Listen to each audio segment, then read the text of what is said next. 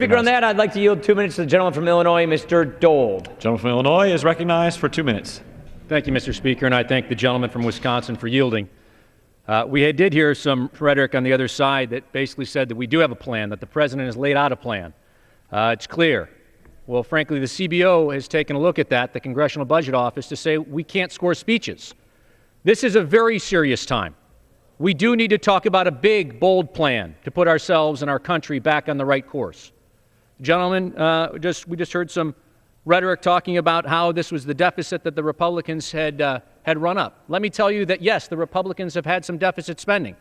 This is a bipartisan issue. Washington has a spending problem. We're spending $1.6 trillion this year of money we don't have. 42 cents of every single dollar that we are spending is borrowed. Now, Mr. Speaker, I'm a small business owner. I employ just under 100 people. For me, that's 100 families. These are families that are living paycheck to paycheck. If I ran my business like the federal government is run today, I'd be out of business inside of the month. It's frankly irresponsible with the way that this country is being run right now. We have to talk about tightening our belt. We cannot continue to spend the way that we've been spending and expect that we're going to get jobs. This is about jobs in the economy. We have to make sure we're providing more certainty, because I can tell you I have received phone calls from constituents and from business owners back in my district. 650 manufacturers in the 10th District in Illinois. They do need to have some certainty before they're going to invest back in their business, before they're going to create additional jobs. We cannot be looking at trillions of dollars in deficit spending and expect that this is going to be a jobs plan.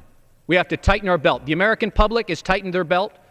American families are living under a balanced budget in their own right. American businesses are doing the same. They should expect that their federal government should also live within their means. There's no question that this is a very serious time.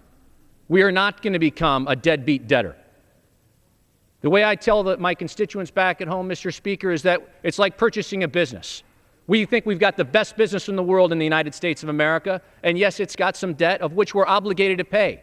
But we've got to restructure how that business is taking on that debt if we're serious about wanting to reform it for next generations. And I yield back.